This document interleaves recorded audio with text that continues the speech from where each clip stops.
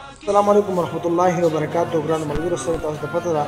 د قرآن شریف چې کوم دی بې حرمتي شوې ده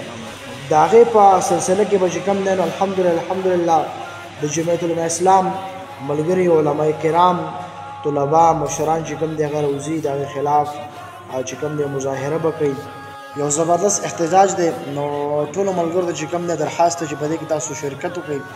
او الحمدلله سبا د جمعې مبارکه ورځ ده 9 بجې به بسخاپور بازار کې هم چې کوم دی نو مشران راوځي او په نن چې کوم دی په شیرګل کې 6 بجې چې کوم دی نو احتجاج دی. ټول ملګري په دې کې چې کوم دی شرکت وکړي. بل په دې سړک کې تاسو ته کومه ویډیو چلیږي الحمدلله په ټوله دنیا کې او بیا په ټول پاکستان کې ماشاءالله علما کرام چې کوم دی راوتي دي او د دغې خلاف نو تاسو ټول ملګري چې کوم دی په دې کې شرکت وکړئ او دا په مومند کې دغه چې کوم دی احتجاج شوی دی او سبا 9 بجې په بسخاپور بازار کې او نن مازدیګر چې کوم دی نو په شیرګل کې چې کوم دی نو حافظ صاحب په قیادت کې به دغه ریلي راوځي. نو ګرانو ملګرو هر میدان باندې زموږ علما کرام